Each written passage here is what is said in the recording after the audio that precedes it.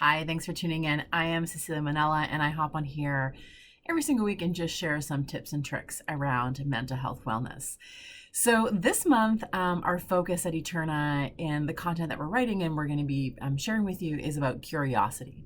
Now, it's a word that we use really often, and I just want to share my perspective on it and how you can cultivate more curiosity in your life and why you would want to cultivate more curiosity in your life. Now, the definition of curiosity is a desire to learn or to know about something, to be inquisitive, to be sitting in this place of wonderment of something. And what that means in relationships, or what does that mean in interactions, is that we are coming from a place of not having preconceived notions of what the outcome is or why someone's doing something, coming in with non-judgment, and just being open to the information or gaining knowledge or learning something in that moment. Now, how can you cultivate more curiosity? Why would you want to? So, cultivating curiosity really comes down to in question asking.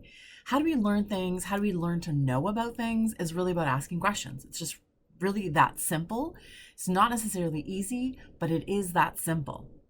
Now, why would you want to cultivate curiosity in your life?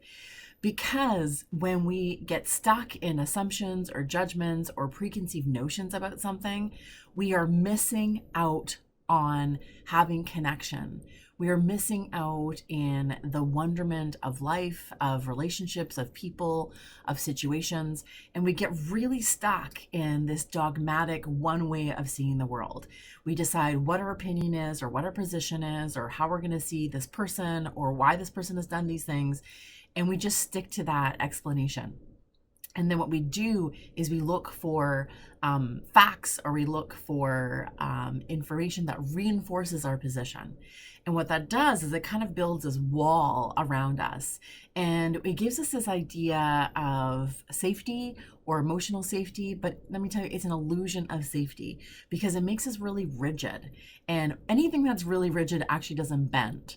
And as humans, we need to be bendy. We need to be emotionally flexible. We need to be physically flexible. We need to be flexible in our thinking because every single day brings new information, new research, new discoveries, new inventions, all the things.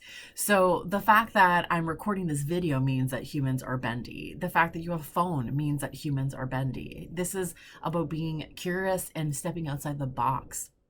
And this is why I want to get rid of our rigid thinking. Rigid thinking also is linked to higher rates of anxiety and depression. So why do you think that is?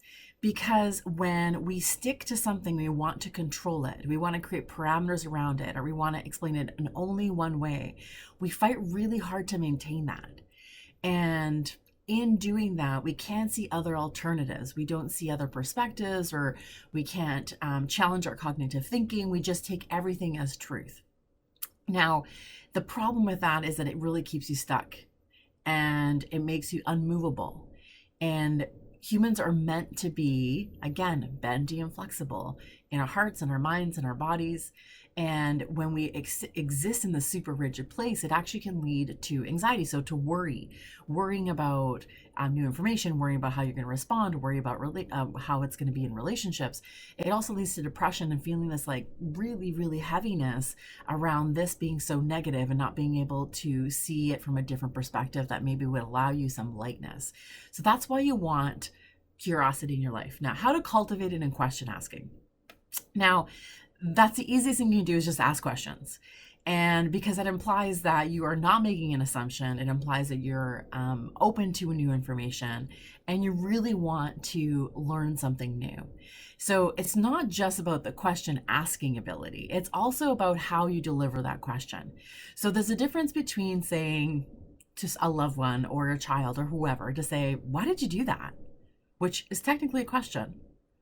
Or the alternatives, "Can you help me understand why you made that choice?" Now, some could argue we're asking the exact same thing. And we are wanting the outcome around wanting to understand why this person made this choice or did this thing. But tone and delivery actually matter. So curiosity is not just about asking a question. It's about asking a question that's grounded, that's rooted in wonderment, that is rooted in really wanting to learn about the other person without it being influenced by your assumptions, by your judgments, or your already preconceived ideas of what the answer is going to be. And you're just asking the question to get the response that you actually want. So when we say things like, why did you do that?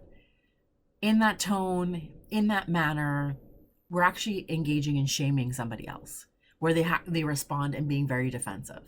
And then sometimes their answer is, "Don't get so defensive. I was just being curious." So that's not curiosity. That is judgment disguised in curiosity. Asking the question, "Can you help me understand how you came to make that decision?" The tone is different. The intention is different.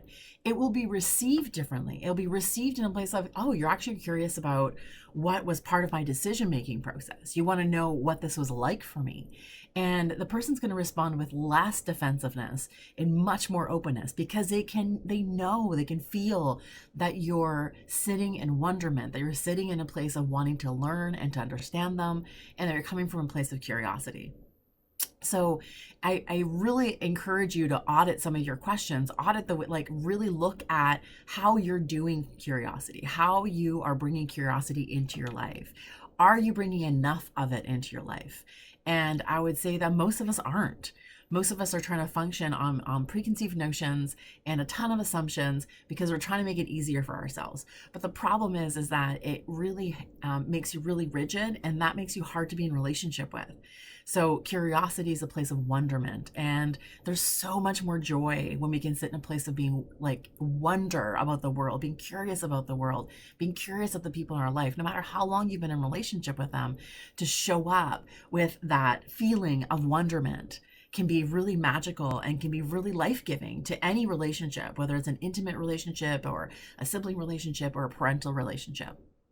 So I hope this helps kickstart some curiosity for yourself. This entire month, we're going to be producing content that is all about curiosity. So I really look forward to chatting a bit more with you, and for you to read our content and embark in cultivating curiosity for this month.